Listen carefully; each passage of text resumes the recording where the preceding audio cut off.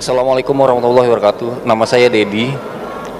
Mohon maaf, saya kebetulan bukan dari buruh, ya, tapi dari ojol. Apa yang saya harapkan tadi sudah Pak Anies jawab mengenai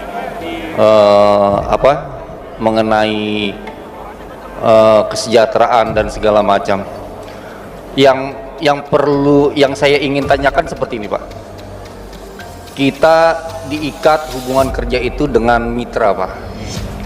Nah, mitra ini buat saya adalah suatu pengalihan yang melegalkan perusahaan aplikator tidak mengikuti ketentuan sebagaimana yang ditetapkan oleh Undang-Undang Tenaga Kerja, Pak. Mereka tidak berhak atau tidak diwajibkan untuk membayar THR, BPJS Kesehatan. Ketika kita terjadi resiko di jalan juga itu tidak di-cover oleh mereka, Pak. Nah, ini mohon kepastian dari Pak Anies mengenai hal itu. Pak Dedi, terima kasih. Pak Dedi tanya tentang ini hubungannya kemitraan. Itu yang tadi saya sampaikan, Pak Dedi. Kita mempelajari dari beberapa tempat.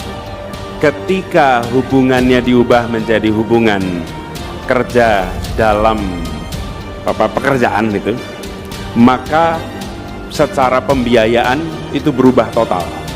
Dan ujungnya demand harganya naik, demand turun. Dan ketika demand turun, makin hari makin kecil. Akhirnya usahanya malah jadi ada yang lengkang, ada yang keluar. Di Spanyol keluar. Nah, jadi maksud saya kita harus cari jalan tengah nih. Makanya tadi saya bilang, kalau kita bisa membuat di Indonesia yang bukan pekerja di dalam, tapi juga mitra yang nggak dikasih apa-apa, tapi jalan tengah, dan kami berkomitmen. Ketika saya mengatakan kami berkomitmen, lalu teman-teman tanya, kira-kira dijalankan apa tidak? Anda lihat rekam jejak di Jakarta. Di rekam jejak di Jakarta kami tidak meninggalkan buruh dalam komitmen kami soal ini. Oke? Jadi kami akan lakukan. Jadi kami berencana ketika kami mendapatkan kewenangan di bulan-bulan pertama langsung ini dibahas. Langsung kita bentuk timnya, langsung bikin task force-nya, langsung bahas sama-sama. Saya ingatkan ketika kita mengundang seluruh operator transportasi umum di Jakarta. Itu lebih dari 27. Pertemuan pertama panasnya luar biasa. Saya belum pernah datang sebuah pertemuan sepanas itu. Panasnya luar biasa. Keras sekali.